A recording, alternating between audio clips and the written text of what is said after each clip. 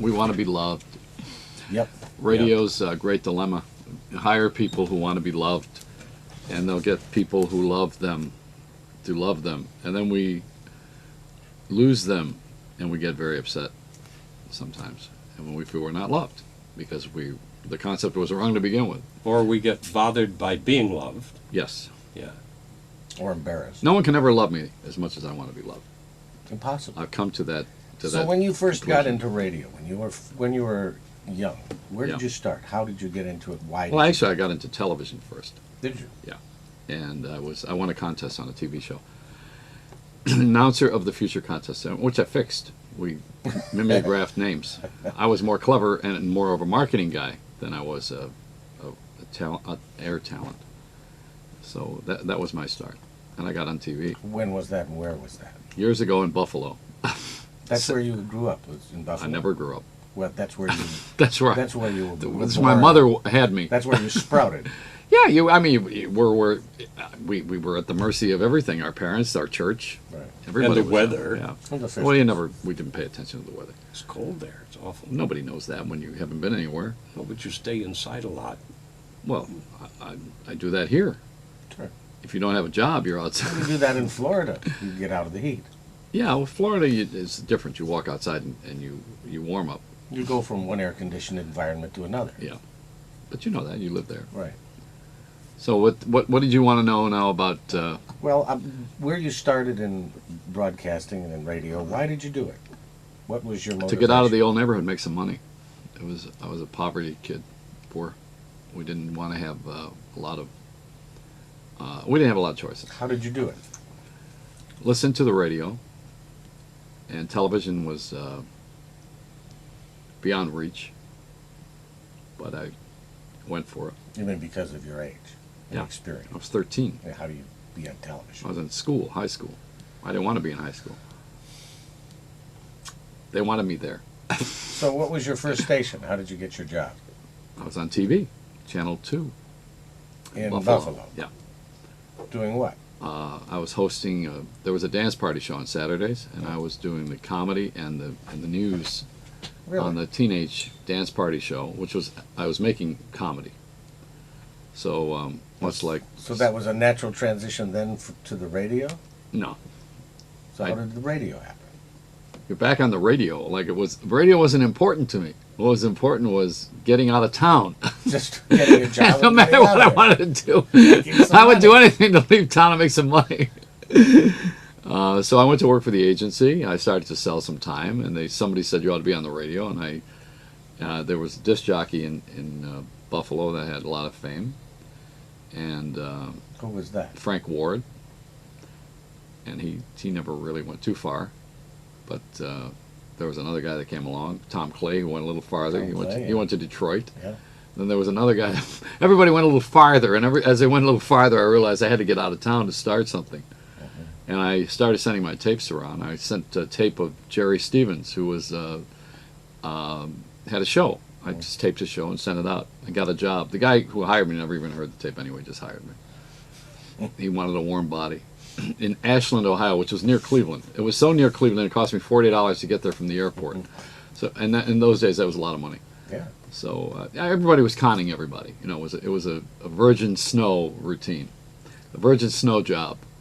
But you were known as a wild disc jockey. You were known Not as- then. I mean, I was learning then. I was just Yeah. I was on television, and I was learning how to read, learning how to talk, learning how to do polka shows, how to handle myself with the news, country music, all that And stuff. what years were this? 60s. 60s. Yeah, 60s. Early 60s. Actually, I came into my own one day when I was in Hartford. I had thrown a fit on the air because Morton Downey hired me, and he actually had no right to hire me. He called me in Syracuse and said he had lost his job in Syracuse in the morning, and they gave me his morning show and also the afternoon show, which I was doing. I had borrowed my father's car from Buffalo. I was 17 years old, and I came to Hartford to find that Mort Downey was not at a station. He was living at the YMCA, did not have a job, so he conned me, and I got.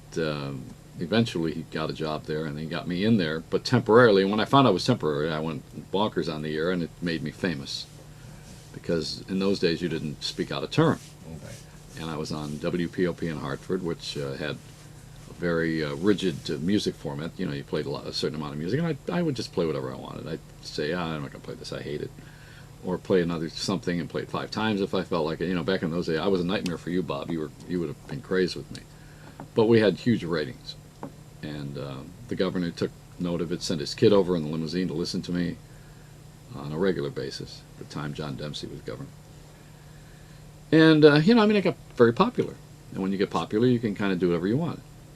Years later, I went to Flint, Michigan, and then Buffalo, which is my hometown, and I did the same thing I was always doing, which you heard tapes of earlier tonight. Right. And it caught on. It was timing, the right time. Give us a rundown of some of the stations you've worked for. Oh, God, why are we going to do that? No, just we for don't have that kind of time. You know, the last 20 minutes of my show, if I name all the call letters, we'll be here all night. Yeah, it'll take 10 minutes just to listen. I mean, I've worked in all the cities. I've worked all over the country. I've been everywhere. And, you know, some I've revisited. I've been to Hartford 3 times, Philadelphia 3 times, Los Angeles twice. You know. Did the first satellite show out of L.A. So it was the first one in the world. I did the first simulcast in Denver, KOA Radio and TV. So a lot of these things that people are doing, I did a long time ago. And I'm bored. You know, But I this get is bored. the first time in New York, right? No, I was Nope. at NBC in New York. I was at WMCA for 1 hour. Oh, really? Yeah. The manager of the station came in. They owned a station in Buffalo, WBNY, and they owned WMCA. So I went to WMCA. They thought I was very good there, and I should be here. So I came here. I was here for 1 hour. Manager came in and said, "Why don't you try doing a 1 hour show instead of 6 10-minute shows?" So I said, "Well, this is what I do." And he said, "Well, not here." And that was the end of that. So that was my big hour in New York. So I went home to Buffalo, and I built my little bunker and became the #1 jock in the country, and gave him the finger, Yeah. which is what I always did. There's a lot of arrogance in those days. Well, then I guess I've got to know how you came back to New York. I was in Philly having a great deal of success in the morning on a dying AM station. For the second time I was there, and we brought it back and got huge ratings, and Howard Stern was getting huge ratings in New York, and he got fired, and I was going to go work at K-Rock in the morning, and he was on in the afternoon. But instead I got an offer to go to NBC, and I went to NBC and replaced him. And what year was that? I don't know, 80-something. 80-something? Yeah. I don't count years. It doesn't matter to me. So what about music? Music, what about it? Well, you played it. All my life. Did you like I it? still play it. I like music. What do you like? A little bit of everything. I like something that's got a hook. I like clever. I like smart. We like smart. Do you like country? Some of it. Do you like rap? No, not particularly. Why not? Some of it. I mean, I don't, because I don't seek it. I mean, it's not my ethnic persuasion, and it's not my passion. I didn't come into the ball game with that.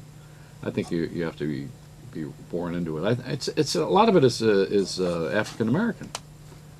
I mean, I'm not African American. Why would I like it? It doesn't have anything to do with me, and I'm not going to wear headbands either, Do you think that or an earring. is Top 40 still alive?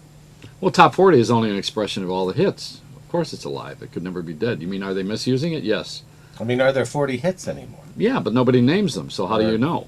You don't have any tour guides anymore. I've been saying this for years to the program directors. They don't listen to me. Well, then what would you do? Let's say you go to Fresno. Is anybody listening in Fresno now, or did we drop off the network? Probably on. I don't know. I see. In Fresno, 7 stations are owned by CBS. And if you go to another market, you'll hear similar formats among those stations. Maybe there's a station left over that hasn't been bought up by group owners or whatever, and you're sent there to improve the ratings and do something worthy for the town, and maybe play some music or something. What would you do? Or would you even consider my idea here? Well, first of all, I don't want to go to Fresno. No. I'm where I belong, and I'm doing exactly what I'm supposed to be doing, which is to open up the eyes, the ears, nose, and throats of the American public in a very suspicious way, because the time period is off. People who I influence are of the same persuasion, and every once in a while we'll catch a wind. So I think I'm right where I belong. See? No, I wouldn't suggest that you aren't. What I was wondering, I was sort of thinking So about. why would I think about Well, it? because I was thinking about radio, and I was trying to pick your brain about if there's anything that can be done, exciting. Today. Like radio used to be. I think what we're doing is exciting. Oh, yeah. Oh, it I is. think it's come to this because of what we've done.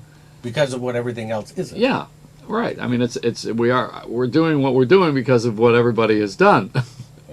I'm a product of everything that I am and was, and everybody who's ever influenced me. I don't claim anything. It just is. I'm just talking about what is. Well, can you be emulated? I mean, can somebody else copy you? Sure, and they're welcome to it. I believe that. I believe 3 very hard, fast rules. One, I think radio is more intimate than television, and I think it's a hard, fast rule. It's intimacy. I think this is intimacy. This is intimacy. It doesn't get any better than this. It doesn't get any tighter than this. On television, you could have a camera in the president's nose, and it doesn't get tighter And it's than this. one-on-one subconsciously. Exactly. It's absolutely totally intimate. So that's a hard, fast rule. The second hard, fast rule that I have is that this is the theater of elegance. It's the only place left where you can do drama because it takes no other people to do it. You can do it yourself. You don't have to have 18 people on a crew knowing what you're going to do before you do it, and you can be spontaneous about it. So that's a hard, fast rule.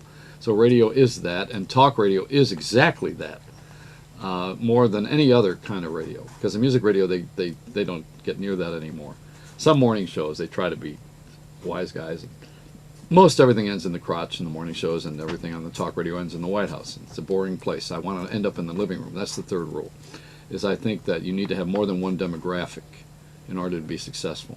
I think when a station appeals to just one demographic, they're that one thing, they're myopic, they're narrow casting, and they're going to be appealing to that audience all the rest of their time, and it gets narrower and smaller. And I think that you have to have another demographic, and I use the example of the Crouching Tigers, which has 4 demographics they appeal to with that movie. It's a good movie, but it needed to be marketed. So you can't just do things now. It's not a product generation. We're in a marketing generation. You have to market something. People have to know about it. They have to hear about it. There has to be some word of mouth. They have to really know what it is you're doing. It has to be simple. And some of the rules are the same. The consistency and simplicity they remain the same. But the ones I just mentioned are new ones. They're new for what we've done. And I'm doing that here because I believe in it. And I think that, this is a talk show, but I play some music. So I'm breaking a rule there. One, I don't live off of other people's phone But you'll calls. basically do anything you feel like doing. Really. Yeah, well, that's what I'm hired for. Right. I'm hired for my mind and my mouth, not. Which makes you one of a kind. Yeah, and management doesn't like that inevitable. in most stations. This one is good. Most stations don't like that because they first of all they can't bottle it, and they also can't control you, and it's expensive. They have to give you money, and most people don't want to give money anymore. They like not giving you money. They want you to win and feel like a failure. Right, exactly. But I have too much self-esteem for that. I feel like a winner, and I think that a lot of times they're not up to speed. So Well, you've kind of told us who your listener is, someone like yourself. it's a headset. Mentally. It's not an age group. Demographics and age group. Okay, but I was going to ask you about that because advertising agencies tend to think in terms Well, of advertising agencies tend to not think. They tend to put something out there. Who needs all those ads for Continental Airlines? That doesn't convince me that it's a good airline. I mean, I'm not buying tickets on Continental because of any other reason except they're cheap and they got a lot of flights. And you don't need a billboard for that. We'll be right back. Boy, that's putting it to them. That's good stuff.